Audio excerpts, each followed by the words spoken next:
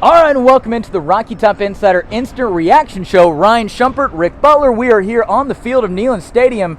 And Ryan, there's a lot of things that we got to talk about for this Tennessee-Florida game. There's a little bit of good, a little bit of bad, a little bit of ugly. But at the end of the day, Tennessee defeated Florida, and that's not something we've been able to say very much. What are your biggest thoughts on the game?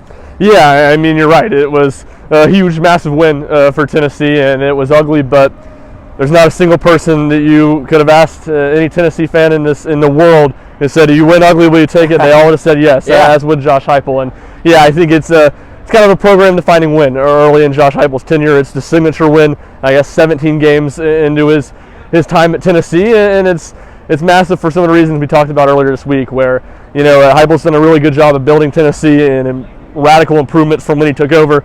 But at some point, the expectations are going to rise, and that's going to be about beating Tennessee's three big rivals, Alabama, Georgia, and Florida. And we know how hard it is to beat Alabama and Georgia with how good those two teams are.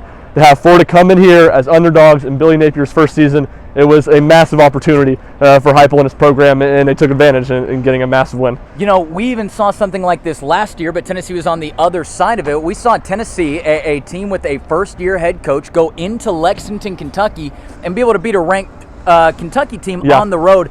Tennessee had a tough challenge against Florida tonight. Obviously, Florida stayed toe-to-toe with them. There were a lot of punches that were being traded back and forth, but at the end of the day, Tennessee was able to hold strong, bend but not break, and get this critical win. Yeah, you're absolutely right. And I think when you look at what Tennessee's defense did, their run defense, I think, was really positive. If you told me Tennessee's run defense would have been as good as it was, I would have thought, well, there's no way that Florida, this game's even all that competitive. But, all the talk about Anthony Richardson's limitations throwing the ball, and he wasn't perfect tonight, but he made a lot of big plays down the field. And on the reverse side, I think the story of the game has to be what Hendon Hooker did.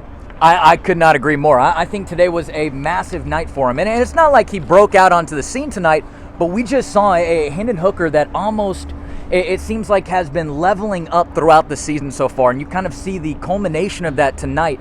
He was able to get it done through the air and on the ground. Hendon Hooker had 127 gained yards on the ground, and he had 349 yards through the air and 2 touchdowns.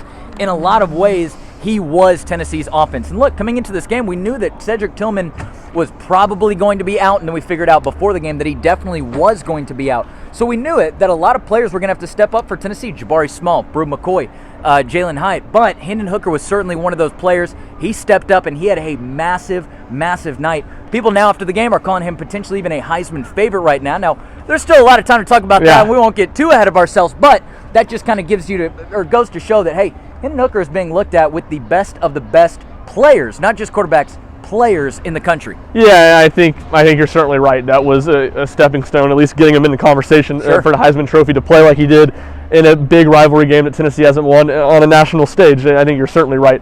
But what all that will be, we'll see. I think what Hendon Hooker did tonight was he cemented his legacy as a Tennessee football quarterback, because there's not many of them that over the last 15 years, as we know, that have beaten Florida, and he was phenomenal tonight. You said it. I think it was 100% right. He was Tennessee's offense for a lot of the game. Tennessee really struggled to run the ball with its running backs. Really, the first 2.5 quarters of the game, they got more going. In the second half, Jabari Small had a couple nice runs. Jalen Wright had the same. But Hooker, I think, just 6 incompletions.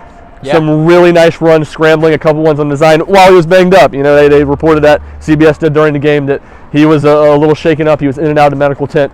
He was phenomenal tonight. And Josh Heupel, who has often been positive about Hendon Hooker, because there hasn't, there's always, more times than not, I should say, there's positive things to be said about Hendon Hooker's performance. He glowed about him tonight. He said, I can't remember one exact word, but said about the best he's seen him play. And just 6 incompletions, it just seemed like he made the right read over and over again, and certainly flashed the toughness as well. There are, like we said at the beginning, there was a lot of good, a little bit of bad, a little bit of ugly, a little bit of everything here in this game tonight, and we can certainly continue to talk about it throughout the week.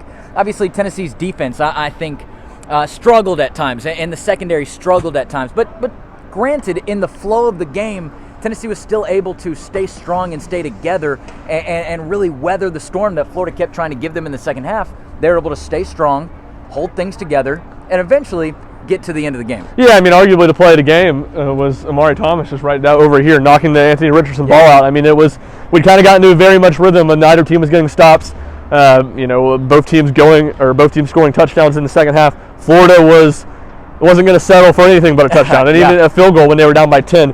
And it just felt like the pressure was so hard on Tennessee's offense at that point in the game because it just didn't feel like Tennessee's defense could get the stops. Amari Thomas with a huge forced fumble. I think Jeremy Banks jumped on it.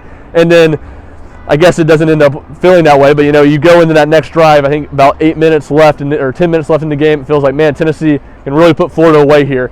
And that's exactly, well, they didn't put them away, but they scored a touchdown, and they ran their 4-minute offense. They didn't go tempo the whole time, and that's something we heard them talk about in the offseason. That's something Jabari Small talked about post-game, that he didn't know they would have been able to execute in kind of a 4-minute offense as well a year ago. They get the big touchdown on that drive. Felt like the game was over, and obviously Florida gets one last chance with 17 seconds. And man, how critical did it end up being that Billy Napier decided to go for two those 2 times late touchdowns. If he'd kicked the extra points, Florida would have just been down 3 points and only needing about 30 yards to get in field goal range and give themselves a chance to win. Yeah, absolutely. That certainly was. And there were a lot of moments with Billy Napier as well. Remember the unsportsmanlike conduct right here that changed the 4th down into the 1st down, I believe. But Ryan, again, like we said, we have plenty to get into, plenty to break down today. The last thing I kind of want to say about the game today is just what an incredible atmosphere this was. What an incredible environment for this city, for the people of this city. Starts with College Game Day in the morning. It goes through the other college shows that were in town. And then you had almost 102,000 people packed to the brim. They were loud all night. They were difference makers throughout the night.